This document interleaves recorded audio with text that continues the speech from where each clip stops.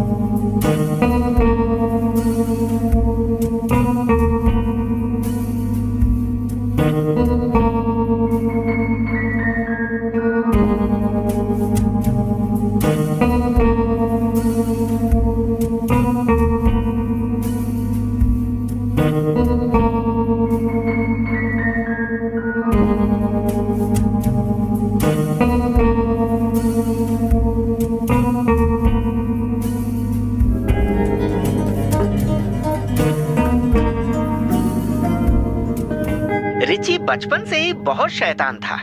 उसने 12 साल की उम्र में एक लड़के को चाकू मार दिया था क्योंकि उस लड़के ने उसके दोस्त रघु को मारा था।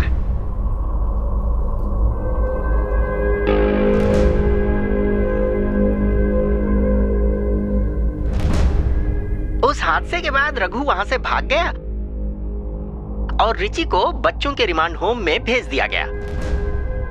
और फिर उसके बाद क्या हुआ? 8 साल बाद ये रिची रिमांड होम से छूट कर आया। फिर वो माल पे चला आया। बाद में वो रघु को ढूंढता रहा, लेकिन रघु का कुछ भी पता नहीं चला। तो रघु को रिची के बारे में कैसे पता चला? अब ये तो मुझे भी नहीं पता, क्योंकि तब तक मैं मुंबई जा चुका था। दरअसल मैं मुंबई गया था काजू का सैंपल दिखाने। वहाँ का कोई ठेकेदार हमसे काजू खरीद कर विदेशों में एक्सपोर्ट करता था। उसी सिलसिले में मैं उससे मिला था। रघु ने ही उस तक हमें पहुँचाया था। एक दिन क्या हुआ, हम सब एक लेडीज बार में खाना खाने गए थे, जहाँ हमें रघु दिखा। वो वहाँ मुंबई में क्या कर रहा था? वो यही कोई 13-14 साल का था जब यहाँ से भागकर मुंबई गया। वो मुंबई के पोर्ट के पास एक छोटी सी नौकरी करने लगा। कुछ ही दिनों बाद वो वहाँ पे कैशियर बन गया, क्योंकि वो हिसाब में काफी तेज था। फिर वो पोर्ट के ही आसपास छोटी मोटी स्मगलिंग करके अच्छा पैसा कमाने लगा। एक दिन क्या हुआ, एक नेवी ऑफिसर से उसने झगड़ा कर लिया और उसका सिर फोड़ दिया। फिर वो नेवी ऑफिसर मर गया। फिर रघु को अपने बचाव के लिए दूसरे गैंग का सहारा लेना पड़ा।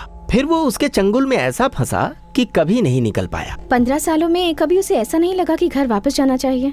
क्या कह रही हैं आप? यहाँ की बुरी यादों में लौटकर वो आखिर करता भी क्या? हालांकि मैडम, ऐसा नहीं था कि वो मुंबई में बहुत खुश था।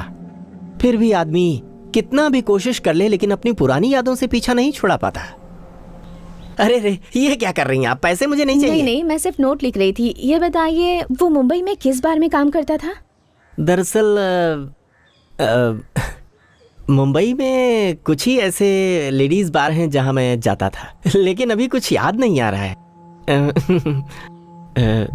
याददाश्त काफी कमजोर हो गई है। अरे हाँ, उस लेडीज बार का नाम रूपा था। ओके। हाँ।